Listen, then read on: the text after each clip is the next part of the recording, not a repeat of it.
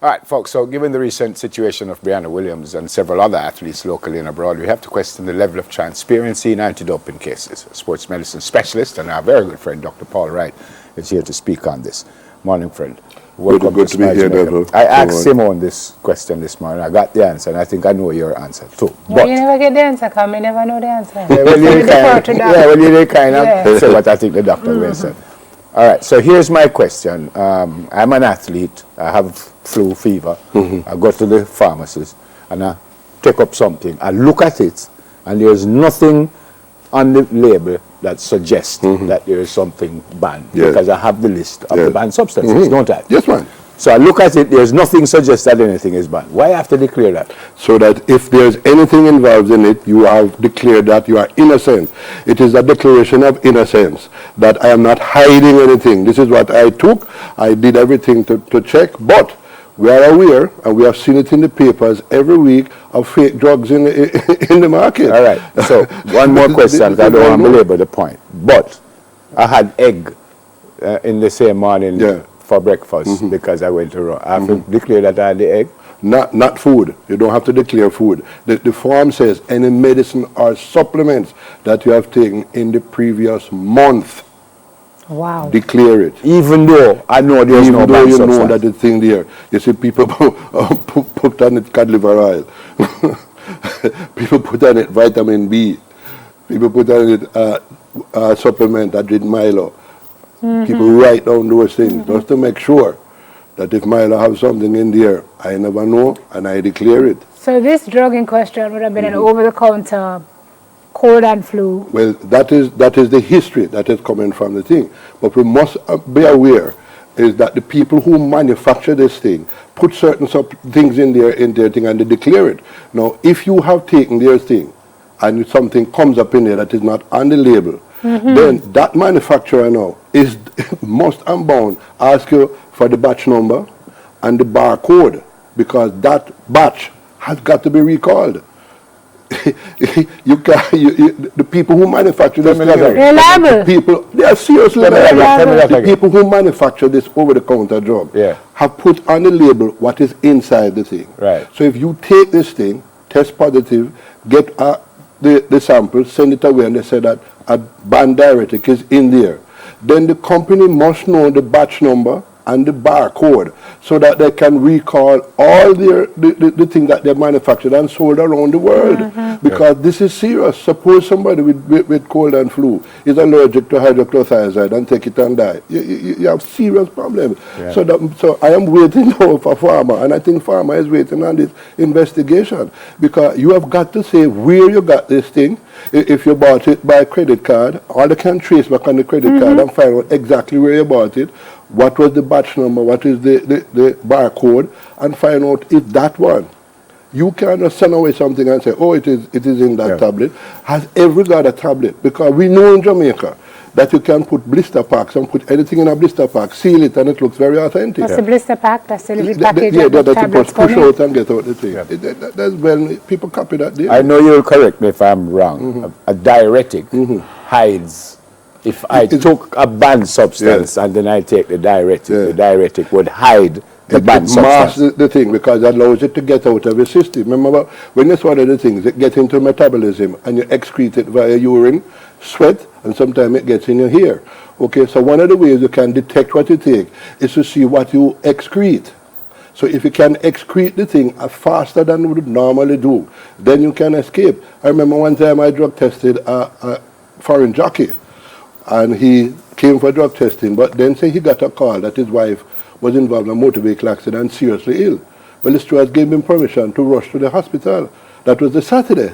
The Sunday, a doctor called me and said, this guy is in hospital with 2 drips, getting Lasix in either drip. So Monday when he came for the test, he was negative. So it is well known. Isn't that one of the issues here? That the diuretic, some people might be thinking, well, the diuretic is hiding something. Isn't that one of the issues? It's the mask of choice of these things, because they know how lenient drug authorities are when it comes to hydrochlorothiazide. We have several cases in Jamaica where very prominent athletes get away by giving an explanation to why this banned diuretic is in the system. A karate expert say he put as ordinary medicine in a container that his grandmother was using for hypertensive medicine that has in this diuretic. And it must have contaminated his tablet, and that is why he tested positive. And what does the diuretic itself do? Yeah, it removes the fluid from your body faster than normal. Okay. It stimulates the kidney to excrete. But the diuretic itself is a banned substance? Yes, ma'am, that's what they have to do. They have to ban those things because you're just going to come up with all these high levels of this banned diuretic. Is it a performance-enhancing substance? It It allows you to lose weight, though. Yes, it allows you to lose weight because we use it in jockeys use it a But lot. isn't that in itself something that can help you to run Yeah. faster? Oh, Yeah, yes, yeah, that which is is well why it's known. a problem. So it's an issue. How you feel about this? I know it's in There the are several courts. positives in this. The positive is Brianna herself. She's charismatic. She's the darling of everybody. The negative is her support staff. Otto Bolden tested positive, I think, in 2001 for ephedrine. And he got away with a warning because he said it was full medicine that he was taking that contained this banned substance. So if somebody comes to a national championships with flu, right, gets some medication, runs the fastest she has ever run in her entire life, and then comes up with a masking agent, that is going to weigh heavily on the investigation. I read somewhere that her mom said, I didn't hear this from her mom, but I read somewhere that her mom said it was she who went and got it, and she must leave her out of it. And I know that not going free or put her in jail, but But the support staff must tell you, and we drill this at JATCO when I used to be there, and I know they still do. You cannot take anything that you don't tell your doctor about it or your support staff. Atta is the support staff, and mom is the support staff. Yeah. One on the track and one at home. what's the worst case scenario here? That she gets 2 years. 2-year ban. So- But she had declared, no? Yeah, she had declared so that she's helps taking- her. That helps her. But you have finished a race with a banned substance in your body. Therefore, that race is null and void. That race, those results have to go. That record has to go. And plus, there are other athletes in the race. That race or just her performance in the race? Her performance. We call that null and void. Right, her performance Yeah, in her the race. performance. Plus, there are other athletes in the race who trained all their life for this very moment to represent Jamaica at Doha. They finished 7th or 8th. You can't make it. You are not in the squad. You are thing. They stop training, and now they hear that somebody had a banned substance in the system. You're ready. You can get ready because you might be able to go to Doha. It's not fair. Is there enough time? Because I read that September 6th is the deadline, but I think For the the president of the J3 has said that you can have an extension if something go on. I'm sure is they will there have enough some time for her to be to go to not court but with whatever they do and still make Doha? Yes, there is a thing, but you'd have to get the team together. The independent tribunal has got to know, I think Ken Gammon is the chairman of the independent tribunal. He has got to get 2 or 3 prominent people, set a date for the hearing, get her support staff there, get JATCO, because they are going to present the case for, and Mr. Crown is going to present the case against, and then listen to the hearing, and then make a judgment. And we know that in the past, these tribunals have taken months to make judgment, but this new JATCO said that they're going to stop the 3-month wait for a result. You've been involved in this for many years. How do you feel right now? Will she get off and be in Doha? What's the minimum punishment? A reprimand? Yeah, reprimand. Just a A reprimand. minimum punishment. But you must remember that this is a junior. She heard wherever it was that she has a positive analytical finding. The devastating mentally. The mental devastation. For us to go through all of this now, to explain herself, to get support staff and anything. future scrutiny. Can you imagine her mind?